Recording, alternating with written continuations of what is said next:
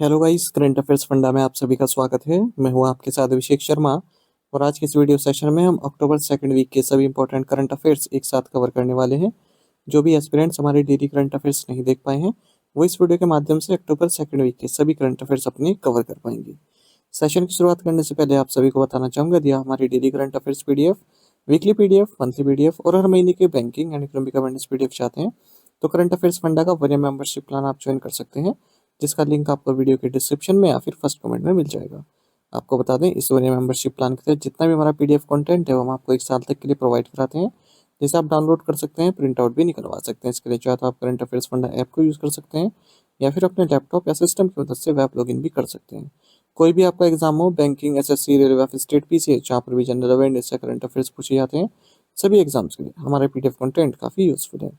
इस PDF course में हम आपको RBI circulars, financial awareness, digital awareness, banking awareness, general economic awareness provide करा रहे हैं, वो भी पूरे 1 साल तक। यानी कि पूरे साल पर जितने भी आपके एग्जाम्स होंगे, जहाँ पर भी करंट अफेयर्स या जनरल अवेयरनेस पूछे जाते हैं, सभी में केवल यही कोर्स आपका इनफ रहने वाला है। तो ये आपको करंट अफेयर्स फंड ऐप पर मिल जाएगा। ऐप का लिंक वीडियो के डिस्क्रिप्शन में दिया गया है और फर्स्ट कमेंट में पिन कर दिया गया है। लिंक पर क्लिक कीजिए, ऐप को इंस्टॉल कीजिए। लॉगिन करने के बाद एक कोर्स आप बाय कर पाएंगे। फिर भी कोई डाउट आपका रहता है तो हमारा कस्टमर केयर नंबर है 8448169188। इस पर आप कॉल कीजिए या फिर व्हाट्सएप करके भी जानकारी प्राप्त कर सकते हैं। तो बिना किसी देरी के शुरुआत करते हैं इस वीडियो सेशन की। India's first helicopter final assembly line in the private sector will be set up in which state?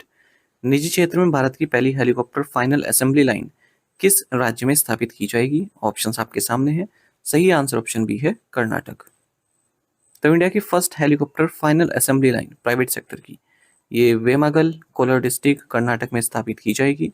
इसे Tata advance systems limited TASL द्वारा स्टेब्लिश किया जाएगा और यहाँ पर एयरबस H125 हेलीकॉप्टर्स को बनाया जाएगा।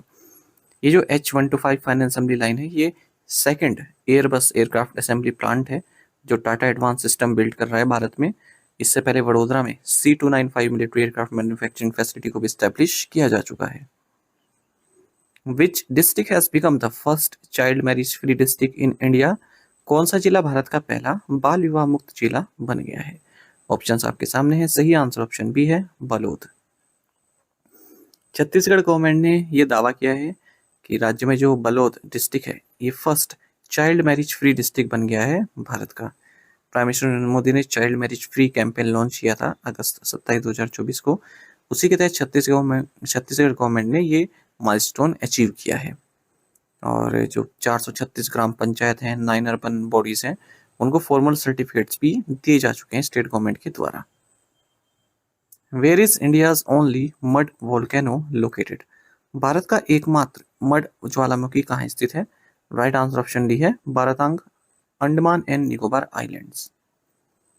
देखिए, 2 दशकों तक असक्रिय रहने के बाद इंडिया का जो ओनली मड वोल्केनो है, जारवा क्रीक, बारातांग, अंडमान निकोबार आइलैंड में फिर से इरप्ट हुआ है। तो यहाँ से मड निकलती है इसमें से। ये north and middle Andaman district में है। काफ़ी पॉपुलर टूरिस्ट स्पॉट है क्योंकि इंडिया का ओनली मड वोल्केनो है।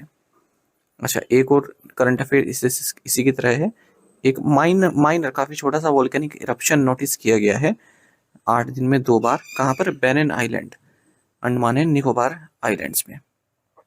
बेरेन आइलैंड इंडिया का इकलौता एक्टिव वोल्केनो है। पोर्ट ब्लेयर से 140 किलोमीटर की दूरी पर है। अनइनहेबिटेड आइलैंड है, ठीक है, और इंडिया और बर्मीज टेक्टोनिक प्लेट्स के जंक्शन पर लोकेटेड है। टोटल एरिया बेरेन आइलैंड का केवल 8.34 स्क्वायर किलोमीटर का है। और इसके जो नियरेस्ट हम देखें जो हैबिटेशन है, वो स्वराज द्वीप में है और नारकोंडम आइलैंड है। और पहली बार जब बेरेन आइलैंड इरप्ट हुआ था वो 1787 में हुआ था। उसके बाद फिर 1991 में, 2005 में, 2017 में और 2022 में। Which of the following statements is true based on the August 2025 data? अगस्त 2025 के आंकड़ों के आधार पर निम्नलिखित में से कौन सा कथन सत्य है? राइट आंसर ऑप्शन सी है SBI leads in debit cards and HDFC bank leads in credit cards. India का जो लार्जेस्ट लेंडर है स्टेट बैंक ऑफ इंडिया, इसने अपनी लीडरशिप बनाए रखी है डेबिट कार्ड मार्केट में। और अगस्त 2025 तक अगर हम देखें तो 24% मार्केट शेयर है इसका, अगर हम डेबिट कार्ड की बात करें।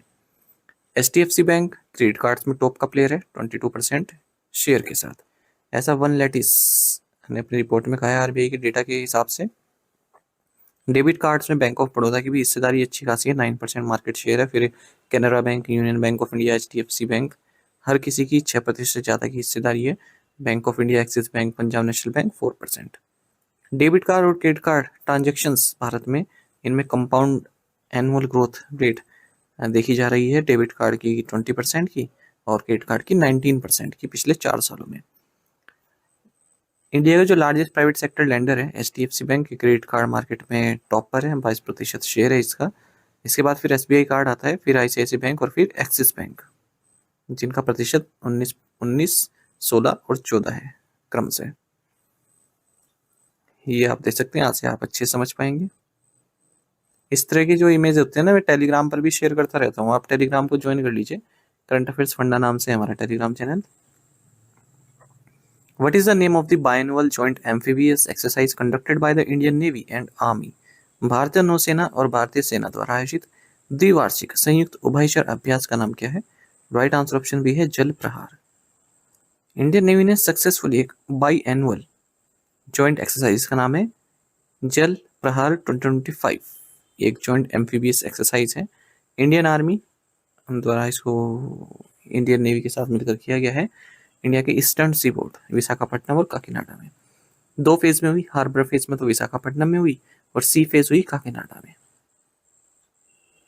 What is the total financial commitment made by SBI Foundation for the Platinum Jubilee Asha Scholarship in Financial Year 26? वित्त वर्ष 2026 में प्लेटिनम जुबली आशा छात्रवृत्ति के लिए SBI फाउंडेशन द्वारा की गई कुल वित्तीय प्रतिबद्धता राशि कितनी है? राइट आंसर ऑप्शन बी है 90 करोड़ रुपए। SBI फाउंडेशन, जो कि एक CSR आर्म है स्टेट बैंक ऑफ इंडिया की, इन्होंने SBI प्लेटिनम जुबली आशा स्कॉलरशिप 2025 को लॉन्च किया है और फाइनेंशियल 26 के लिए 90 करोड़ रुपीस की कमिटमेंट दी है। जो SBI आशा स्कॉलरशिप है, इसकी स्थापना 2022 में की गई थी ताकि 23,230 मेरिट स्टूडेंट्स जो कि अनप्रिविलेज बैकग्राउंड से आते हैं, उन्हें हायर एजुकेशन के लिए फंड दिया जा सके, हेल्प की जा सके। इस स्कॉलरशिप में ये स्कॉलरशिप क्लास 9 से शुरू हो जाती है और पोस्ट ग्रेजुएट प्रोग्राम तक चलती है। 15,000 से 20 लाख रुपए तक इसमें फाइनेंशियल असिस्टेंस दी जाती है एनुअली पर ईयर, जब तक कि आपका कोर्स पूरा ना हो जाए। Which state tourism department has received the Global Tourism Award 2025? किस राज्य के पर्यटन विभाग को ग्लोबल टूरिज्म अवार्ड 2025 मिला है? राइट आंसर ऑप्शन डी है आंध्र प्रदेश। तो आंध्र प्रदेश टूरिज्म डिपार्टमेंट को सम्मानित किया गया है ग्लोबल टूरिज्म अवार्ड 2025 के द्वारा।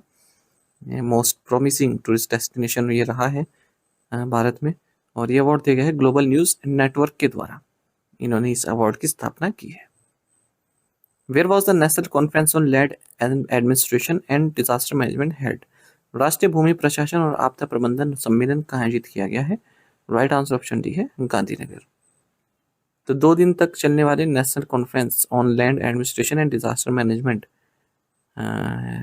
को संपन्न किया गया महात्मा मंदिर गांधीनगर गुजरात में। Department of land resources, ministry of rural development द्वारा इसको ऑर्गेनाइज किया गया था। कई इश्यूज पर यहाँ पर बातचीत हुई, जैसे land records and reforms, revenue code, reengineering, resurvey initiatives, disaster management, human resource planning in land administration. Which company has developed India's first AI call assistant? किस कंपनी ने भारत का पहला AI कॉल असिस्टेंट विकसित किया है? राइट आंसर ऑप्शन डी है equal AI। Hyderabad based equal AI ने इंडिया का first artificial intelligence call assistant build किया है, जो कि अननोन फोन कॉल्स को आंसर करता है आपके बिहाफ पर, ठीक है, डिलीवरी से लेकर डायरेक्शन रिक्वेस्ट तक, टेलीमार्केटिंग कॉल्स और इंग्लिश, हिंदी, इंग्लिश तीनों में बोल सकता है। तो जो भी अनवांटेड इंटरप्शंस बीच में आते रहते हैं तो फ्रस्ट्रेट हो जाता है व्यक्ति, तो उसके बदले ये आंसर करेगा जो भी अननोन कॉलर आते हैं, कॉलर ID स्क्रीनर को पहचान कर। Which bank from Greece has opened a representative office in Mumbai? Greece के किस बैंक ने मुंबई में अपना प्रतिनिधि कार्यालय खोला है? राइट आंसर ऑप्शन ए है यूरो बैंक। तो ग्रीस का यूरो बैंक अपना रिप्रेजेंटेटिव ऑफिस खोल रहा है मुंबई में। रिजर्व बैंक ऑफ इंडिया से इसे मंजूरी मिल चुकी है। तो भारत में इन्वेस्टमेंट और अपने बिजनेस को बढ़ाना इसका मकसद है। साइप्रस, ग्रीस से जो इन्वेस्टमेंट आती है उसको फैसिलिटेट करना इसका मकसद है। Who recently assumed charge as Director General of Defense States? हाल ही में रक्षा संपदा महानिदेशक का पदभार किसने ग्रहण किया है? राइट आंसर ऑप्शन सी है शोभा गुप्ता। तो Shobha Gupta director general of defence estates बनाई गई हैं। Director general of defence estate ये हाईएस्ट रैंकिंग ऑफिसर होते हैं इस सर्विस की, और डायरेक्टर जनरल होते हैं, ये हेड करते हैं डायरेक्टर जनरल को, न्यू दिल्ली में ऑफिस होता है। Who has been appointed as the new CEO of Capgemini India? Capgemini India के नए CEO के रूप में किसे नियुक्त किया गया? राइट आंसर ऑप्शन बी है Sanjay Chaki. French IT consulting services firm है कैपजेमिनी, इन्होंने संजय चाकी को नया चीफ एग्जीक्यूटिव बनाया है अपने इंडिया ऑपरेशंस के लिए, और ये इस पोजीशन पर अश्विन यार्दी को सक्सीड कर रहे हैं। Which organization in the NBFC sector has been granted self-regulatory organization status by the RBI? NBFC क्षेत्र में किस संगठन को RBI द्वारा स्वनियामक संगठन का दर्जा दिया गया है? राइट आंसर ऑप्शन बी है finance industry development council FIDC। Reserve Bank of India ने सेल्फ रेगुलेटरी ऑर्गेनाइजेशन स्टेटस दिया है finance industry development council FIDC को NBFC सेक्टर में। लास्ट ईयर RBI ने fintech association for consumer empowerment face को भी SRO licence दिया था फिनटेक सेक्टर के लिए। Self regulatory organisation are expected to help develop industry in standards and best practices and ensure that member adhere to this। Self regulatory organisation नाम से पता चल रहा है कि खुद को रेगुलेट करने संबंधित है ये। An SRO shall be set up as a not for profit company registered under section 8 of Companies Act 2013। जो भी SRO का लाइसेंस दिया जा रहा है ना, वो सेक्शन 8 ऑफ कंपनीज एक्ट 2013 के तहत दिया जा रहा है। FIDC की बात करें तो एक रिप्रेजेंटेटिव बॉडी है NBFC जो भी RBI के साथ रजिस्टर्ड है उनके लिए, जितने भी लीडिंग NBFCs हमारे देश में उसकी मेंबर हैं FIDC की। The NIELIT digital university platform was inaugurated under which ministry? NIELIT digital university platform का उद्घाटन किस मंत्रालय के तहत किया गया? राइट आंसर ऑप्शन डी है ministry of electronics and information technology. Union minister for electronics and information technology Ashwini Vaishnaw, इन्होंने national institute of electronics and information technology NIELIT digital university platform को इनोग्रेट किया है न्यू दिल्ली में। और ये जो प्लेटफॉर्म है इंडस्ट्री फोकस्ड प्रोग्राम्स डिलीवर करेगा AI में, साइबर सिक्योरिटी में, डेटा साइंस में, सेमीकंडक्टर्स में और भी जो इससे संबंधित फील्ड्स हैं। साथ ही 5 NIELT सेंटर्स भी इनोग्रेट किए गए हैं वर्चुअली इन यूनियन मिनिस्टर द्वारा। एक तो मुजफ्फरपुर बिहार में, बालासोर उड़ीसा में, तिरुपति आंध्र प्रदेश में, लुंगलई मिजोरम में और दमन में। National institute of electronics and information technology NIELIT की बात करें, एक ऑटोनोमस साइंटिफिक सोसाइटी है, ministry of electronics and information technology government of India के तहत आती है।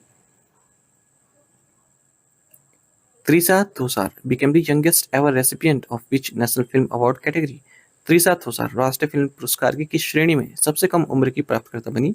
राइट आंसर ऑप्शन भी है बेस्ट चाइल्ड आर्टिस्ट। तो 71st नेशनल फिल्म अवार्ड्स में 4 साल की मराठी चाइल्ड आर्टिस्ट त्रिशा तोसार, इन्हें बेस्ट चाइल्ड आर्टिस्ट अवार्ड दिया गया है। इनका जो रोल रहा है चिमी का, रेवती का, फिल्म नाल 2 में। ये यंगेस्ट एवर रेसिपिएंट बन गई हैं बेस्ट चाइल्ड आर्टिस्ट अवार्ड जिन्हें प्राप्त हुआ है। स्वर्ण कमल इनको दिया गया है, सर्टिफिकेट दिया गया है, कैश प्राइज इनको दिया गया है। 4 साल की है ये। Which state recorded the highest number of deaths due to lightning strikes? किस राज्य में बिजली गिरने सबसे अधिक मौतें दर्ज की गई हैं? राइट आंसर ऑप्शन डी है मध्य प्रदेश।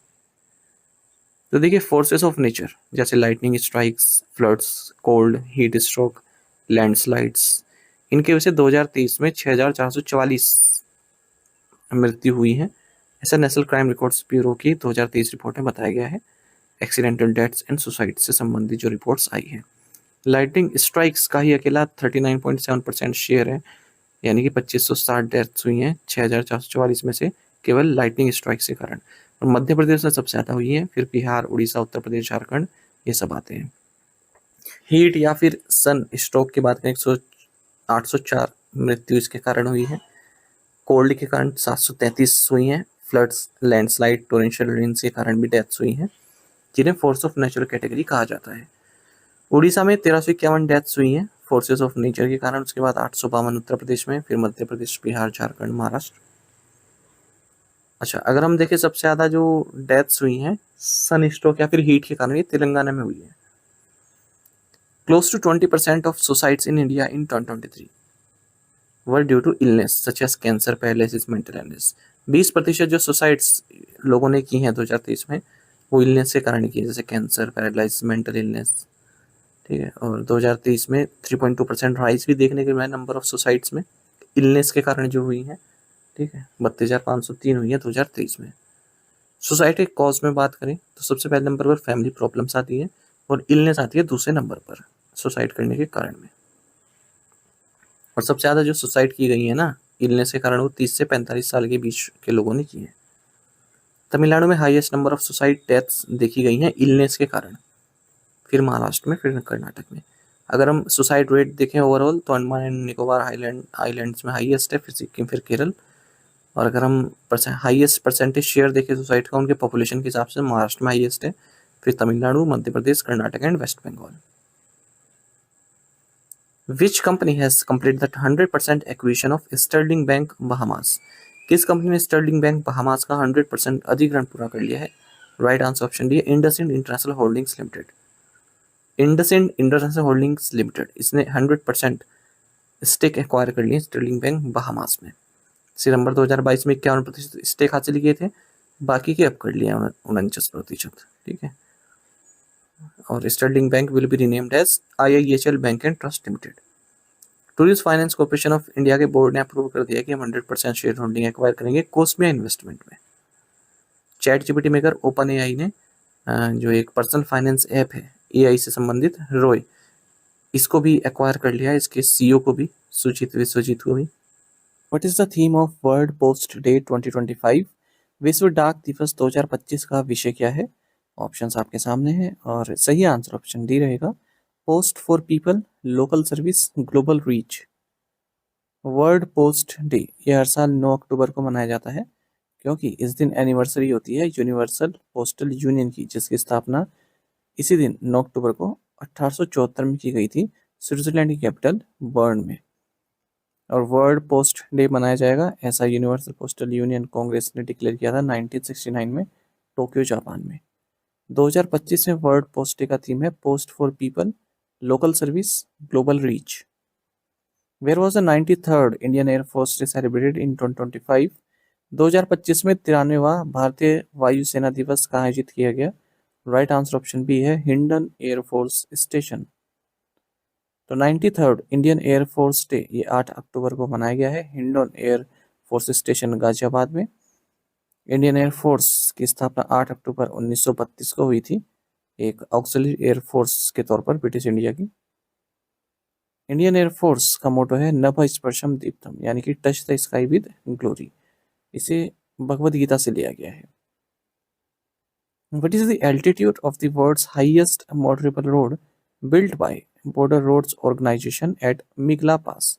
मिगला दर्रे पर सीमा सड़क संगठन द्वारा निर्मित दुनिया की सबसे ऊंची मोटर योग्य सड़क की ऊंचाई कितनी है? राइट आंसर ऑप्शन सी है 19,400 फीट। प्रोजेक्ट हिमांक ये बॉर्डर रोड ऑर्गेनाइजेशन का एक प्रोजेक्ट है। इसके जरिए इन्होंने अपना ही गिनीज वर्ल्ड रिकॉर्ड तोड़ा है। गिनीज वर्ल्ड रिकॉर्ड किस संबंधित रहा? वर्ल्ड का हाईएस्ट मोटरेबल रोड, ये इन्होंने ओपन किया है मिगला पास पर, 19,400 फीट अबव सी लेवल इसका एल्टीट्यूड है। कहाँ पर है? लद्दाख में।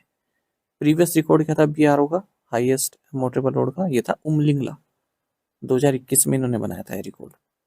जो नया रोड है ये लिकारु मिगला फूके अलाइनमेंट इसका हिस्सा है, और जो हमारे बॉर्डर पर फूके विलेज है इससे कनेक्ट करता है।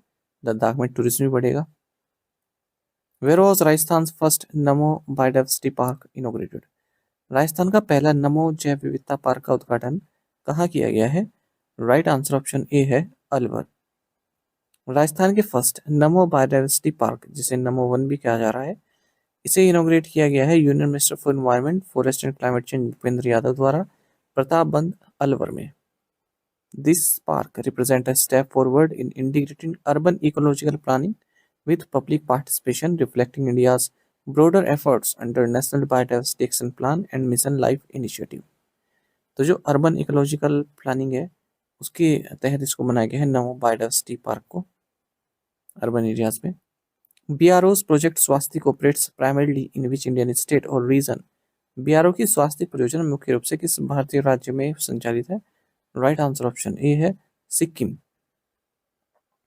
बॉर्डर रोड्स ऑर्गेनाइजेशन का जो प्रोजेक्ट स्वास्तिक है इसको 65 साल हो चुके हैं 1 अक्टूबर 2025 को। और आपको बता दें जो सिक्किम में आपने देखा होगा कि काफ़ी चैलेंजिंग हाई एल्टीट्यूड टेरेन है, वहाँ पर बहुत ही ज़बरदस्त इंजीनियरिंग एक्सीलेंस इन्होंने दिखाया है बीआरओ ने, रोड्स बनाकर, ब्रिजेस बनाकर। तो 1960 से ही प्रोजेक्ट स्वास्तिक के जरिए 1412 किलोमीटर की रोड्स सिक्किम में बनाई गई हैं, 80 मेजर ब्रिजेस बनाए गए हैं। और सबसे ज़्यादा सफलता रही है जैसे भी नेचुरल डिजास्टर्स आए सिक्किम में, ग्लेशियर लेक आउटबर्स्ट, फ्लड्स आई थी, क्लाउड बर्स्ट हुआ, फ्लड्स आई तीस्ता रिवर में, उस दौरान ये प्रोजेक्ट स्वास्तिक के तहत जो ब्रिजेस बनाए गए वो काम में आए। Where was the 10th edition of the National Level Pollution Response Exercise NETPOL X conducted by the ICG यानी कि इंडियन कोस्ट गार्ड। आईसीजी द्वारा राष्ट्रीय स्तर पर आईसीजी द्वारा राष्ट्रीय स्तर प्रदूषण प्रतिक्रिया अभ्यास का 10वां संस्करण कहाँ आयोजित किया गया? राइट आंसर ऑप्शन भी है चेन्नई, तमिलनाडु। तो इंडियन कोस्ट गार्ड ने national level pollution response exercise का 10th एडिशन सक्सेसफुली कंडक्ट किया है चेन्नई, तमिलनाडु में ही। साथ ही में 27th national oil spill disaster contingency plan and preparedness meeting को भी होस्ट किया गया। ये first ever shore line clean up drill थी जिसे मरीना बीच पर कंडक्ट किया गया। Greater Chennai corporation, state pollution control board, state disaster management authority, police और भी जो एजेंसीज हैं तमिलनाडु एडमिनिस्ट्रेशन की, उनके द्वारा। What is the name of the Indian Coast Guard ship recently commissioned at Karaikal, Puducherry? हाल ही में पुडुचेरी के कराईकल में कमीशन किए गए भारतीय तटरक्षक जहाज का नाम क्या है? राइट आंसर ऑप्शन सी है आईसीजीएस अक्षर। इंडियन कोस्ट गार्ड शिप अक्षर, इसको कमीशन किया गया है कराईकल, पुडुचेरी में। आपको बता दें अदम्य क्लास का ये फास्ट पेट्रोल वेसल्स है। इस तरह के 8 अदम्य क्लास फास्ट पेट्रोल वेसल बनने और उस सीरीज का ये सेकंड है अक्षर। 51 मीटर लॉन्ग वेसल है, इसको डिजाइन किया गया है गोवा शिपयार्ड लिमिटेड के द्वारा। ये शिप कराईकल पुडुचेरी में ही बेस रहने वाला है। जो commander coast guard region east है उनके कंट्रोल में ये रहेगा, सर्विलेंस के काम में आता है। Where is the fully women operated central store unit of South Eastern Coalfields Limited located? South Eastern Coalfields Limited की पूर्णतः महिला संचालित सेंट्रल स्टोर यूनिट कहाँ स्थित है? राइट आंसर ऑप्शन बी है Korba. South Eastern Coalfields limited जो कि सब्सिडरी है कोल इंडिया लिमिटेड की, इन्होंने कंपनी का पहला fully women operated central store unit open किया है सेंट्रल वर्कशॉप कोरबा, छत्तीसगढ़ में। इससे पहले coal India first all women operated dispensary भी स्थापित कर चुकी है बिलासपुर में। Where is India's first cooperative multi feed compressed biogas plant located? Bharat का पहला सहकारी मल्टी फीड कंप्रेस्ड बायोगैस संयंत्र कहाँ स्थित है? राइट आंसर ऑप्शन डी है कोपरगांव।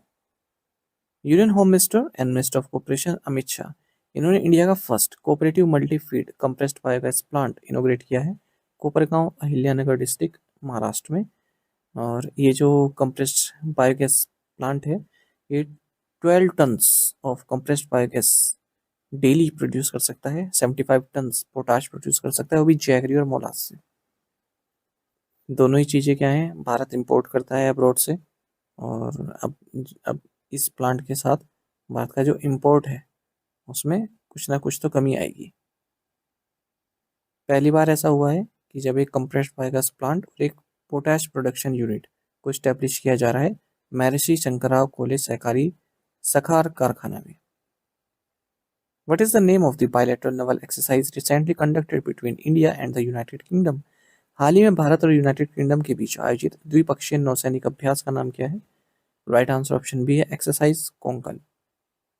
इंडियन नेवी और रॉयल नेवी इन दोनों ने एक बायलैटरल एक्सरसाइज कोंकण 2025 आयोजित किया है वेस्टर्न कोस्ट ऑफ इंडिया में। और इसमें यूके कैरियर स्ट्राइक ग्रुप जिसकी अध्यक्षता या जिसकी अगुवाई HMS प्रिंस ऑफ वेल्स द्वारा की गई, इसने पार्टिसिपेट किया। नॉर्वे और जापान से भी इसमें शामिल रहे हैं। भारत की ओर से INS विक्रांत ने इसमें पार्टिसिपेट किया है। इंडिया यूके विजन 2035 के तहत इसको ऑर्गेनाइज किया गया। Namchik Namphuk coal mine seen in news recently is located in which state? हाल ही में खबरों में रही नामचिक नामपुक कोयला खदान किस राज्य में स्थित है? राइट आंसर ऑप्शन डी है Arunachal Pradesh. Union minister for coal and mines G Kishan Reddy और chief minister of Arunachal Pradesh Pema Khandu, इन्होंने नामचिक नामपुक कोल माइन को इनोग्रेट किया है अरुणाचल प्रदेश के चांगलांग डिस्ट्रिक्ट में। ये स्टेट की first commercial coal mining project है अरुणाचल प्रदेश की, यानी कि। और आपको बता दें जो नामचिक नामपुक कोल माइन है, इसमें 1.5 करोड़ टन्स के कोल है, ठीक है, और 100 करोड़ एनुअली रेवेन्यू यहाँ से जनरेट होने वाला है स्टेट के लिए। वेयर वॉज द कैंपेन आपकी पूंजी आपका अधिकार लॉन्च? आपकी पूंजी आपका अधिकार अभियान कहाँ शुरू किया गया? राइट आंसर ऑप्शन डी है गांधीनगर। तो union finance minister Nirmala Sitharaman ने एक देशव्यापी अवेयरनेस कैंपेन आपकी पूंजी आपका अधिकार, इसको लॉन्च किया है गांधीनगर गुजरात में। 3 महीने तक चलने वाला कैंपेन है और इसके जरिए जो सिटीजन्स हैं उनको जागरूक किया जा रहा है कि उनका जो भी अनक्लेम्ड एसेट्स हैं फाइनेंशियल सेक्टर में, कोई डिपॉजिट है उनका किसी बैंक में कई टाइम से उन्होंने यूज़ नहीं किया है, उसे रिकवर कर लें। तो अक्टूबर से दिसंबर 2025 तक ये चलेगा, ठीक है। कैसे आप अपना अनक्लेम्ड डिपॉजिट पा सकते हैं ये भी बताया जाएगा सिटीजन्स को। Which company in partnership with Geo BlackRock has launched India's first systematic active equity fund for retail investors? Jio black rock के साथ साझेदारी में किस कंपनी ने खुदरा निवेशकों के लिए भारत का पहला systematic active equity fund launch किया है? राइट आंसर ऑप्शन सी है पेटीएम मनी। पेटीएम मनी जो कि हॉली ओन्ड सब्सिडरी है 197 कम्युनिकेशन लिमिटेड की, इन्होंने इंडिया का first systematic active equity fund launch किया है रिटेल इन्वेस्टर्स के लिए जियो ब्लैक रॉक के साथ मिलकर। फंड का नाम है Jio BlackRock flexi cap fund. Department for promotion of industry and internal trade signed an MOU with which company to accelerate innovation in India's biotechnology sector? उद्योग और आंतरिक व्यापार संवर्धन विभाग ने भारत के जैव प्रौद्योगिकी क्षेत्र में नवाचार में तेजी लाने के लिए किस कंपनी के साथ एक समझौता ज्ञापन पर हस्ताक्षर किए हैं? राइट आंसर ऑप्शन डी है थर्मो फिशर साइंटिफिक। देखिए, department for promotion of industry and internal trade ने एमओयू साइन किए हैं थर्मो फिशर साइंटिफिक के साथ। इंडिया का जो बायोटेक्नोलॉजी सेक्टर है उसमें जो इनोवेशन है उसमें और प्रगति हो। The partnership aims to support over 500 biotech starts in next 3 years। तो बायोटेक्नोलॉजी के सेक्टर में 500 स्टार्टअप्स को सपोर्ट करना इसके उद्देश्य है अगले 3 सालों में। The telecommunication engineering centre has signed an MOU with which institute to promote research and innovation in telecom technologies. दूरसंचार इंजीनियरिंग केंद्र ने दूरसंचार प्रौद्योगिकी में अनुसंधान और नवाचार को बढ़ावा देने के लिए किस संस्थान के साथ एक समझौता ज्ञापन पर हस्ताक्षर किए हैं? राइट आंसर ऑप्शन डी है IIIT नया रायपुर। टेलीकम्युनिकेशन इंजीनियरिंग सेंटर जो कि टेक्निकल आर्म है department of telecommunication government of India की, इन्होंने एमओयू साइन किया है international institute of information technology नया रायपुर के साथ। रिसर्च इनोवेशन, ठीक है, और इन सभी क्षेत्र में जो next generation technology telecommunication technologies हैं इस क्षेत्र में आगे मिलकर कार्य करने के लिए। Which Indian IT company has partnered with Massachusetts Institute of Technology's MIT Media Lab for AI research collaboration? किस भारतीय IT कंपनी ने AI अनुसंधान सहयोग के लिए मैसाचुसेट्स इंस्टीट्यूट ऑफ टेक्नोलॉजी के MIT मीडिया लैब के साथ साझेदारी की है? राइट आंसर ऑप्शन डी है SCL टेक्नोलॉजीज।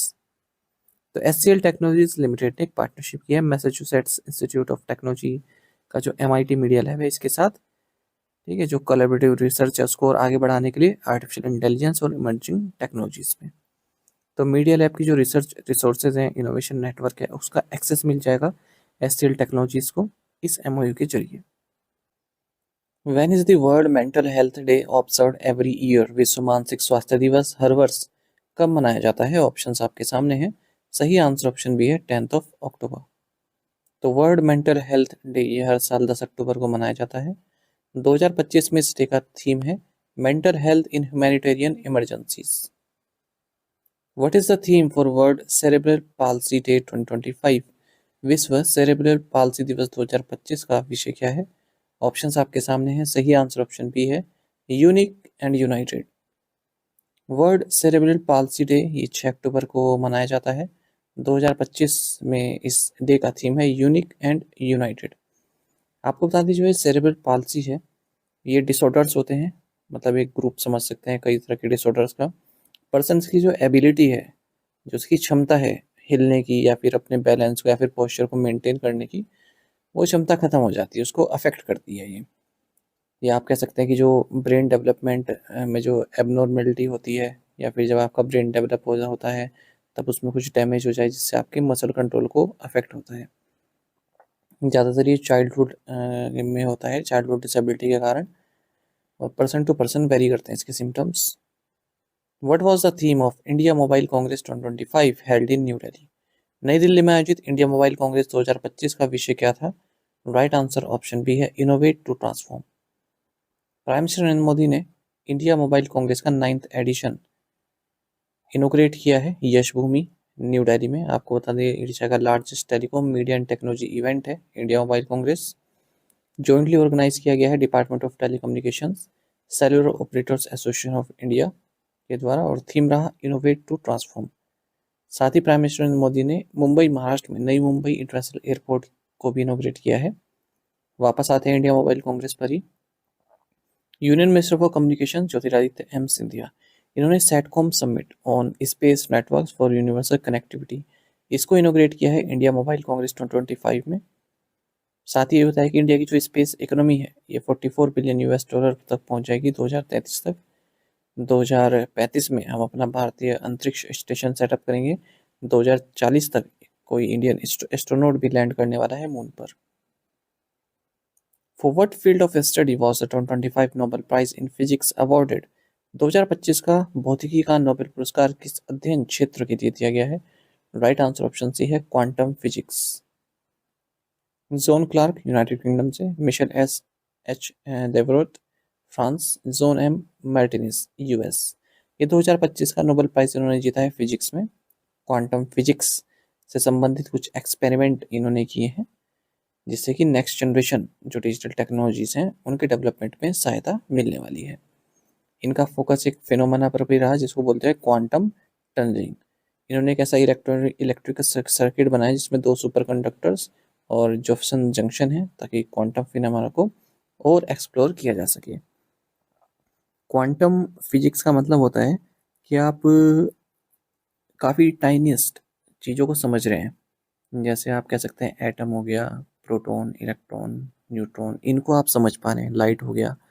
अब जैसे एक तो क्लासिकल फिजिक्स होती है, हम समझते हैं कि जैसे फ्रिक्शन हो गया, ठीक है, और किसी गेंद को ऊपर उछालो तो वो नीचे आ जाती है ग्रेविटी के कारण, ये क्लासिकल फिजिक्स हो गया। लेकिन जब आप इन्हें किसी टाइनीस्ट थिंग्स पर लगाते हैं, जैसे पार्टिकल्स हो गया, है ना, कण हो गए और अणु हो गए और ये सब जो भी होता है, इलेक्ट्रॉन, प्रोटॉन, इन पर लगाते हैं, ठीक है, तब किस तरह से आप इनको समझ सकते हैं फिजिक्स को, क्लासिकल फिजिक्स को, ठीक है, तो उसी को बोलते हैं क्वांटम फिजिक्स, जब आप टाइनीस्ट थिंग को समझने की कोशिश करते हैं। Nobel prize, Nobel physics prize Royal Swedish Academy of Sciences द्वारा दिया जाता है। 11 मिलियन स्वीडिश क्रॉन्स यानी कि 1.2 मिलियन यूएस डॉलर दिया जाता है और ये तीनों ही शेयर करेंगे आपस में। नोबेल प्राइज को इस्टेब्लिश किया गया था अल्फ्रेड नोबेल विल के द्वारा और 1901 से ही दिए जा रहे हैं साइंस लिटरेचर पीस में। इकोनॉमिक्स को बाद में ऐड किया गया था। The 2025 Nobel prize in chemistry has been awarded for the development of which material? रसायन विज्ञान में 2025 का नोबेल पुरस्कार किस पदार्थ के विकास के लिए दिया गया है? राइट आंसर ऑप्शन डी है metal organic frameworks, MOF। 2025 Nobel prize in chemistry, ये सुसुमा कितागावा जो कि क्योटो यूनिवर्सिटी से हैं, रिचर्ड रॉब्सन जो कि यूनिवर्सिटी ऑफ मेलबोर्न से हैं, ओमर एम यागी जो कि यूनिवर्सिटी ऑफ कैलिफोर्निया से हैं, इन्हें दिया गया है। इसलिए मेटल ऑर्गेनिक फ्रेमवर्क के डेवलपमेंट के लिए। मेटल ऑर्गेनिक फ्रेमवर्क, इसके कंस्ट्रक्शन से अब ये फ़ायदा होगा कि आप हार्वेस्ट वाटर को भी हार्वेस्ट कर सकते हैं डेजर्ट एयर से, रेगिस्तान की एयर से, कार्बन डाइऑक्साइड को कैप्चर कर सकते हैं, टॉक्सिक गैसेस को स्टोर कर सकते हैं, केमिकल रिएक्शंस को कैटेलाइज कर सकते हैं, और इन तीनों ही केमिस्ट को फिर से 11 million Swedish krona prize money मिलेगी यानी कि लगभग 10 करोड़ रुपए सब शेयर करेंगे आपस में। Which of the following scientist is not among the 2025 Nobel Medicine laureates? निम्न में से कौन सा वैज्ञानिक 2025 के नोबेल चिकित्सा पुरस्कार विजेताओं में शामिल नहीं है? राइट आंसर ऑप्शन भी है कैटलिन कैरिको। तो 2025 नोबेल प्राइज इन फिजियोलॉजी या फिर मेडिसिन, ये मैरी ई ब्रोंको को दिया गया है जो यूएस से हैं, फ्रेड रामस्टेल को दिया गया है, ये भी यूएस से हैं, शिमोन साकागुची जापान, इनको दिया गया है। इनकी जो डिस्कवरीज रही हैं पेरिफेरल इम्यून टॉलरेंस को लेकर उससे संबंधित है। आप देखेंगे नोबेल प्राइज यूएस और जापान के लोगों को काफ़ी मिलता है। अच्छा, इन्होंने जो इम्यून सिस्टम होता है ना, उसके जो सिक्योरिटी गार्ड्स होते हैं जिन्हें हम रेगुलेटरी टी सेल्स बोलते हैं, इन्हें आइडेंटिफाई किया है। तो इससे रिसर्च का एक और क्षेत्र खुल गया है। Their pioneer work on peripheral immune tolerance revealed how a special class of immune cells, known as regulatory T cells, acts as a guardians against autoimmune disease। जो autoimmune disease होती हैं तो उससे हमें प्रोटेक्ट करता है ये T cells, regulatory T sales, immune cells भी इन्हें बोलते हैं। इनकी रिसर्च ने FOXP3 जीन को भी आइडेंटिफाई किया है और इसका जो रोल है रेगुलेटरी टी सेल्स के डेवलपिंग में उसको भी उजागर किया है। Where was the fourth Kautilya economic conclave held? चौथा कौटिल्य आर्थिक सम्मेलन कहाँ आयोजित किया गया? राइट आंसर ऑप्शन भी है new Delhi. Institute of economic growth ने मिनिस्ट्री ऑफ फाइनेंस के साथ पार्टनरशिप में फोर्थ कौटिल्य इकोनॉमिक कॉन्क्लेव को ऑर्गेनाइज किया है और senior policy makers, economist, industry leaders, scholars इसमें पार्टिसिपेट किए हैं। इसको इनोग्रेट किया गया union minister of finance and corporate affairs Nirmala Sitharaman द्वारा न्यू दिल्ली में। थीम रहा seeking prosperity in turbulent times. The 68th Commonwealth Parliamentary Conference was held in which country? 68वां राष्ट्रमंडल संसदीय सम्मेलन किस देश में आयोजित किया गया? राइट आंसर ऑप्शन सी है बारबाडोस। देखिए, इंडियन पार्लियामेंट्री डेलीगेशन जिसकी अध्यक्षता लोकसभा स्पीकर ओम बिरला द्वारा की गई, इन्होंने 68th कॉमनवेल्थ पार्लियामेंट्री कॉन्फ्रेंस को अटेंड किया है ब्रिजटाउन बारबाडोस में। और जो लोकसभा के स्पीकर हैं ओम बिरला, इन्होंने जिस टॉपिक पर बात की वो है the Commonwealth a global partner. अगर हम बात करें इस कॉमनवेल्थ पार्लियामेंट्री एसोसिएशन की, इसकी स्थापना 1911 में हुई थी। इसका सेक्रेटरीट लंदन यूनाइटेड किंगडम में है। Which central symbol is featured in the India AI impact summit 2026 logo? Bharat AI impact summit 2026 के लोगो में कौन सा केंद्रीय प्रतीक दर्शाया गया है? राइट आंसर ऑप्शन डी है अशोक चक्र। तो गवर्नमेंट ऑफ इंडिया ने हाल ही में इंडिया एआई इम्पैक्ट समिट 2026 का लोगो अनवील किया है। ये जो समिट है ये 19-20 फरवरी 2026 में आयोजित की जाएगी भारत मंडपम न्यू दिल्ली में। जो लोगो है ये अजीत पी सुरेश द्वारा डिजाइन किया गया है। इस लोगो के सेंटर में आप अशोक चक्र को देखेंगे और साइड में आप देखेंगे न्यूरल नेटवर्क्स बाहर निकल रहे हैं। न्यूरल नेटवर्क्स आप समझ रहे हैं? देखिए लोगे, देखिए अशोक चक्र के आप मतलब अगर हम अपने से देखें तो लेफ्ट हैंड में देखिए ये न्यूरल नेटवर्क्स निकल रहे हैं ना, जो कलर्ड है। How many kilometers will be added to the Indian Railways network under the newly approved 4 multi-tracking projects spanning 18 districts across 4 states? Maharashtra, Madhya Pradesh, Gujarat and Chhattisgarh. 4 राज्यों महाराष्ट्र, मध्य प्रदेश, गुजरात और छत्तीसगढ़ के 18 जिलों में फैली नई स्वीकृत 4 मल्टी ट्रैकिंग युक्त परियोजनाओं के तहत भारतीय रेलवे नेटवर्क में कितने किलोमीटर की दूरी जोड़ी जाएगी? राइट आंसर ऑप्शन है 894 किलोमीटर। तो union cabinet on economic affairs ने 4 मल्टी ट्रैकिंग प्रोजेक्ट्स को अप्रूव कर दिया है जो कि 4 स्टेट्स महाराष्ट्र, मध्य प्रदेश, गुजरात और छत्तीसगढ़ की 18 डिस्ट्रिक्ट में फैला है। और इससे इंडियन रेलवे नेटवर्क में 894 किलोमीटर और ऐड हो जाएगा। 24,634 करोड़ रुपए की लागत लगने वाली है। 2030-31 तक ये काम पूरा होगा। इन प्रोजेक्ट्स को देखें तो वर्धा भुसावल ये प्रोजेक्ट है महाराष्ट्र का, गोंडिया डोंगरगढ़ महाराष्ट्र छत्तीसगढ़, वडोदरा रतलाम गुजरात मध्य प्रदेश और इटारसी भोपाल बीना मध्य प्रदेश, ये लाइन प्रोजेक्ट्स हैं। NASA's Interstellar Mapping and Acceleration Probe (IMAP) mission is designed to map the boundaries of which region? NASA का interstellar mapping and acceleration probe mission किस क्षेत्र की सीमाओं को मानचित्र करने के लिए डिजाइन किया गया है? राइट आंसर ऑप्शन भी है द हेलियोस्फीयर। नासा का जो Interstellar mapping and acceleration probe है यानी कि IMAP, ये इस तरह का मिशन है जो हमारे हेलियोस्फीयर है उसकी बाउंड्रीज को तय करेगा। हेलियोस्फीयर क्या है? एक जायंट प्रोटेक्टिव बबल है जो सन द्वारा क्रिएट किया गया है और हमारे सोलर सिस्टम को इनकैप्सुलेट करता है, यानी कि एक तरह से इसको ढक कर रखता है। जो ये स्पेस क्राफ्ट है ये सन की एक्टिविटी को भी स्टडी करेगा और किस तरह से हेलियोस्फीयर बाउंड्री इंटरेक्ट करते हैं लोकल इलेक्ट्रिक नेबरहुड से, उसके बारे में भी पता लगाएगा। तो ये जो पूरा मतलब जो स्पेस क्राफ्ट है इसको कैनेडी स्पेस सेंटर से भेजा गया फाल्कन 9 रॉकेट की मदद से।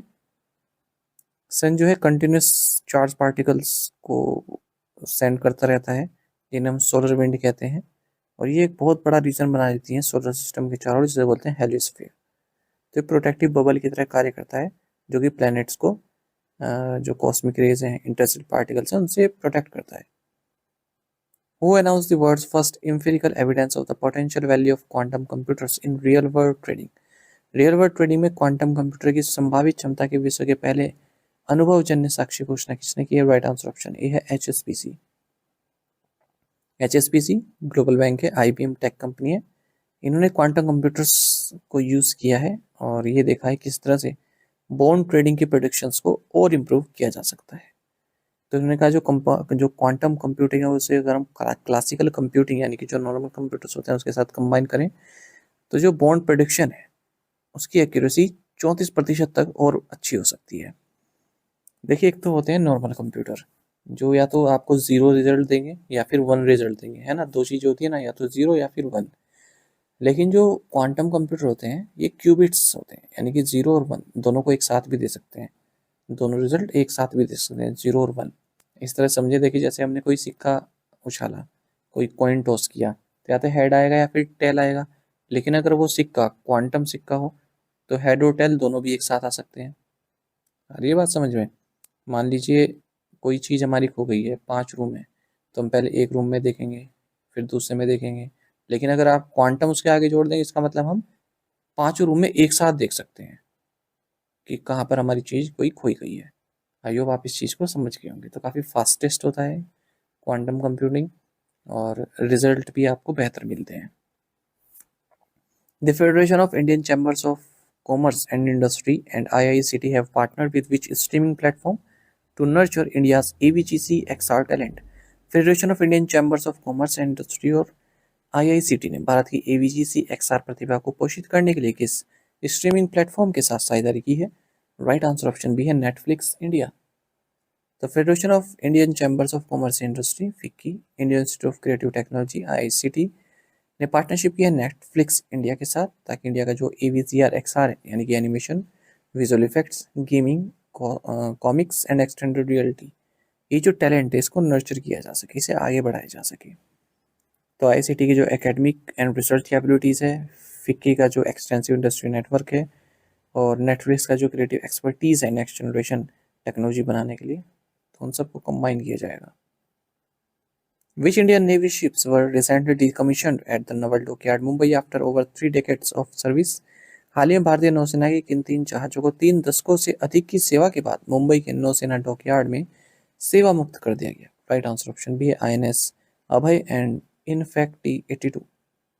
इंडियन नेवल शिप अभय और Indian naval fast track craft T-82 इन्हें डीकमीशन कर दिया गया है, यानी कि रिटायर कर दिया गया है नवल डॉकयार्ड मुंबई में। 3 डिकेड से अधिक की इनकी सेवा रही है इंडियन नेवी में। INS अभय एक एंटी सबमरीन कॉर्वेट है, Soviet pop second class type.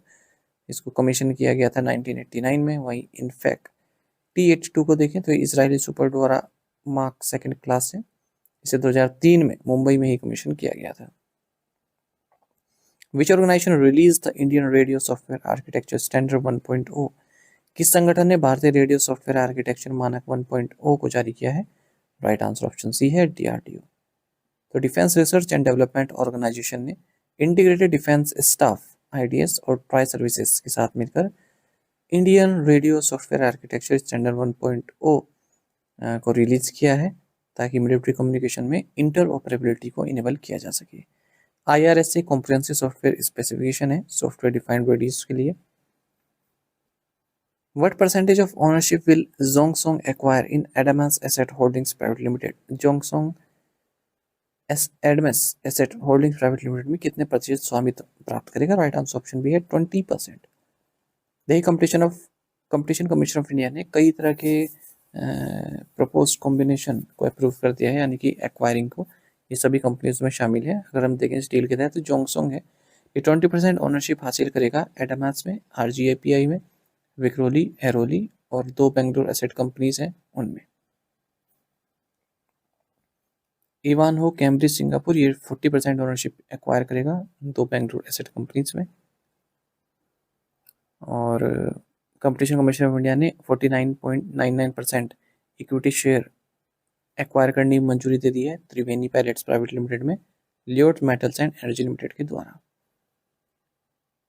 When is the raising day of territorial army celebrated? प्रादेशिक सेना का स्थापना दिवस कब मनाया जाता है? राइट आंसर ऑप्शन बी है 9 अक्टूबर। तो 76वां raising day of territorial army 9 अक्टूबर 2025 को मनाया गया है, क्योंकि इसी दिन टेरिटोरियल आर्मी को रेज किया गया था फर्स्ट गवर्नर जनरल सी राजगोपाली द्वारा 1949 में। टेरिटोरियल आर्मी में कई सारे इन्फेंट्री एंड इंजीनियरिंग यूनिट्स हैं। होम एंड हर्थ बैटालियन भी है, जिसे सन्स ऑफ सॉइल कहा जाता है। इकोलॉजिकल बैटालियन भी है। टेरिटोरियल आर्मी बेसिकली एक मिलिट्री रिजर्व फोर्स है, पार्ट टाइम वॉलंटियर्स इसमें रहते हैं जो इंडियन आर्मी को सपोर्ट सर्विस प्रोवाइड कराते हैं। जैसे आर्मी की जो स्टैटिक ड्यूटीज़ हैं या फिर सिविल एडमिनिस्ट्रेशन है वहाँ पर, या नेचुरल कैलमिटीज़ आ गई हैं वहाँ पर आर्मी को हेल्प करते हैं। वॉलंटियर बेसिस पर होता है। When is the international day of the girl child observed every year? अंतर्राष्ट्रीय बालिका दिवस हर वर्ष कब मनाया जाता है? ऑप्शंस आपके सामने हैं। सही आंसर ऑप्शन बी है अक्टूबर 11। देखिए 19 दिसंबर 2011 को यूनाइटेड नेशंस जनरल असेंबली ने डिक्लेयर किया कि 11 अक्टूबर को हर साल international day of the girl child मनाया जाएगा।